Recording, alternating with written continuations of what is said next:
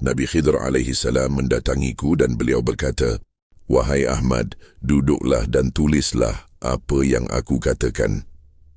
Sungguh telah aku saksikan perjuanganmu di atas perahumu.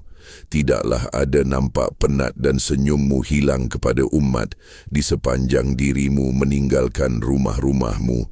Dan 3 yang dekat denganmu telah genap menjadi 5 untuk 3 negeri yang dirimu perjuangkan. Sungguh tidaklah negeri mereka akan dapat dikalahkan jika mereka mengetahui.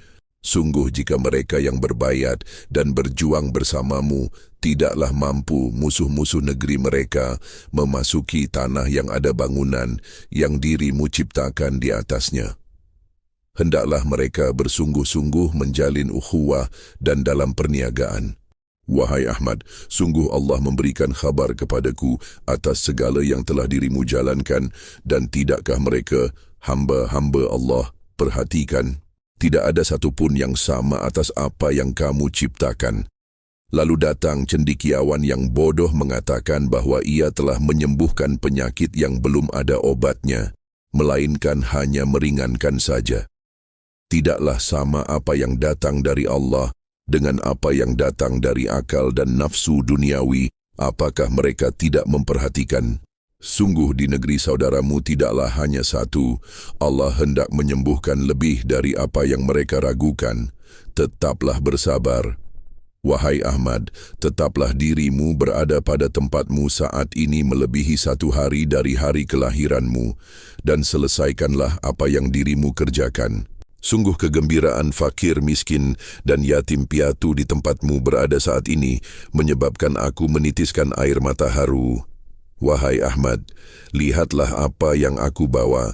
Sungguh madu ini adalah obat bagi penatmu, dan hendaklah sarang lebah ini dirimu berikan kepada saudaramu, hingga benar-benar Allah mendatangkan lebah-lebah di atas tanah miliknya. Hingga ia mendapatkan keuntungan dari lebah-lebah itu, hendaklah ia mempelajarinya dan hendaklah ia bersabar.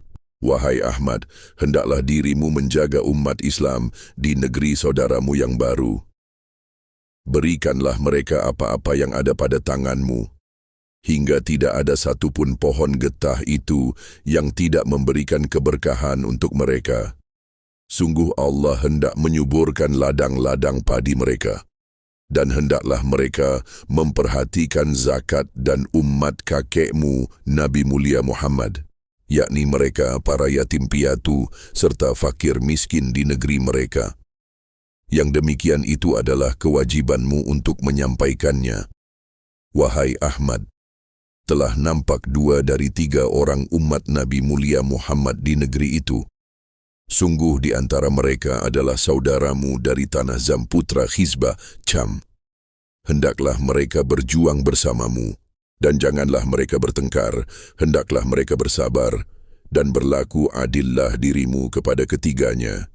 Wahai Ahmad, tetaplah dirimu menjalankan perintah Allah Azza wa Jalla, dan setelah dirimu selesai dari tempat ini, selesaikan kewajibanmu kepada kedua istrimu dalam 7 hari.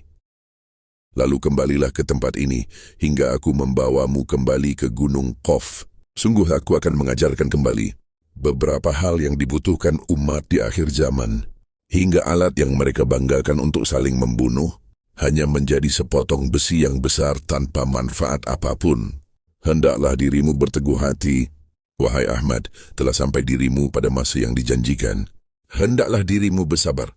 Sungguh tidaklah sama dirimu dengan mereka, yakni para cendekiawan, dalam menciptakan apa yang dikehendaki Allah, sedangkan mereka menggunakan akal-akal mereka untuk kejayaan dunia, dan dirimu menggunakan 12-23 ayat dalam Al-Quran sebagai jalan menciptakan apa yang Allah kehendaki ke atas tanganmu.